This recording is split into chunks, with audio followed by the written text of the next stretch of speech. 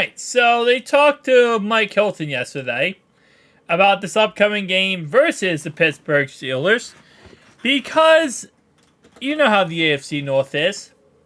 Not to expect the expected.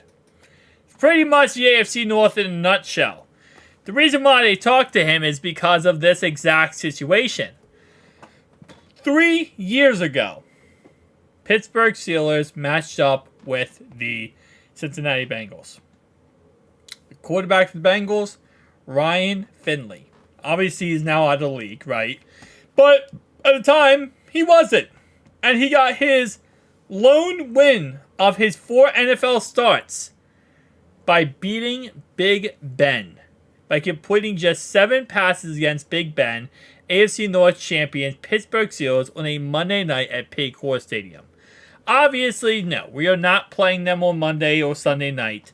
But it does not mean, Jake Browning cannot be that magical. Now, at the time this happened, Mike Hilton was over there on Pittsburgh's side.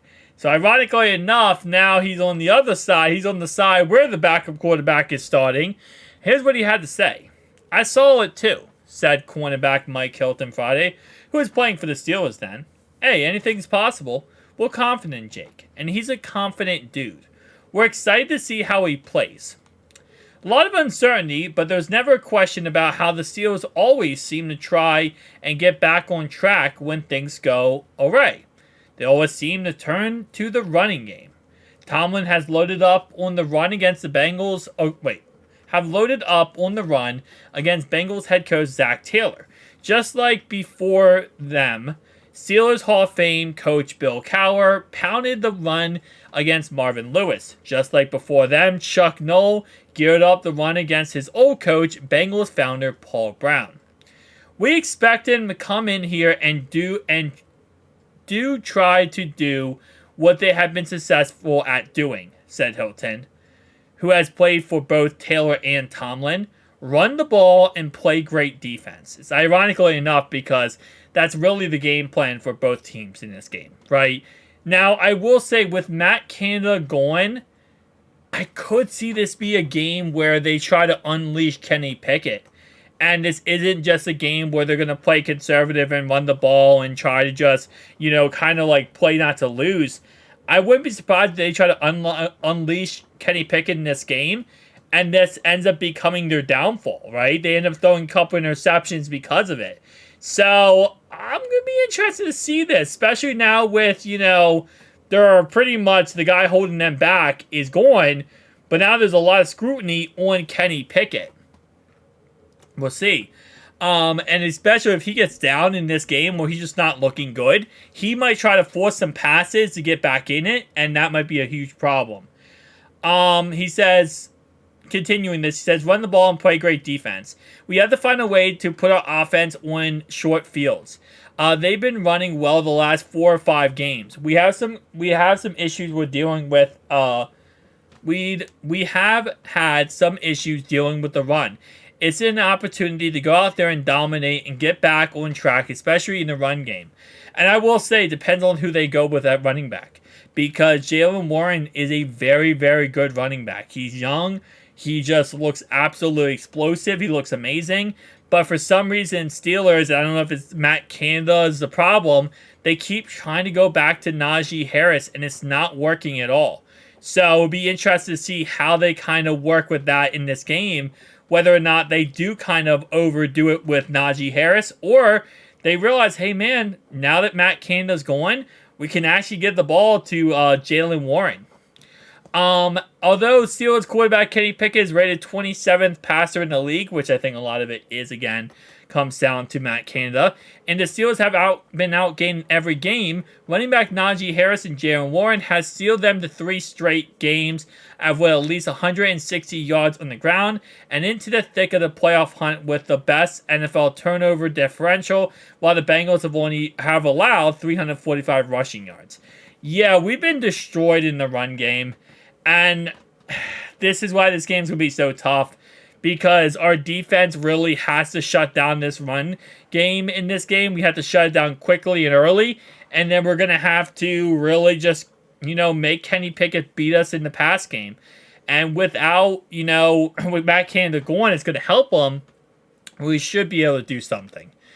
It started with, as I've always been saying, too many times this year, a cutback run, said defense coordinator Lou. My apologies, guys. Just randomly, Adobe just gave me a pop-up there. A cutback run, said Lou. The Ravens 157-yard night that featured a 3 linebackers took a look on early down with Akeem Davis-Gaither back in the lineup for the first time in a month. We blitzed Akeem, and that kind of got us on our heels a little bit. That was a 20-something yards.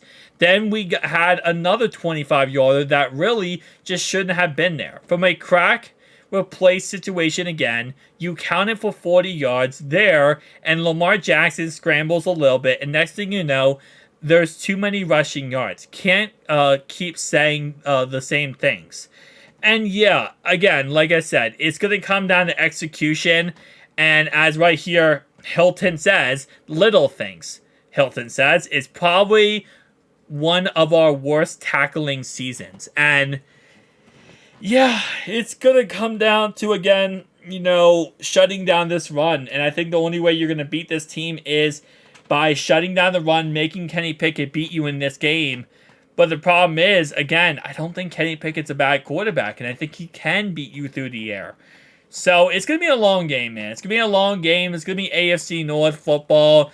And as we started this article or video off with, Mike Hilton knows not to expect the expected at Bengals Steelers. And I think that's really what this comes down to.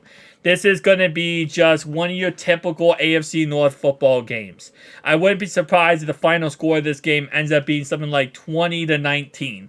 Like, this could be a 1-point game in the end, how this game ends. And that's just how AFC North football goes. If our defense can dominate, we might also see their defense dominate, right? We both have great defenses. The thing that sucks about the AFC North is everyone in the AFC North has good defense. I know we're not the greatest against the run right now. We still have a great defense. We do. We're just simply, not shutting down the run. And a lot of it, as Lou says here, is the cutbacks and it's the poor tackling. A lot of plays in this, so far in the last couple of weeks could really have been eliminated based on the simple fact if we made the correct tackle or we made any kind of tackle, we would not have allowed, these things to happen. Look at the Texans game. They get that game-winning field goal because Jermaine Pratt and, I forget who else was on that play. I think it was Dax Hill. Misses the tackle. Couldn't get the guy to the ground. He breaks his tackle, gets a first down and some, gets in the field goal range. So it's nonsense. It's really nonsense. So we just need this defense to really step up this week, and we need Jake Browning to do something special. Thank you guys for watching. I'll see you guys next one. Peace.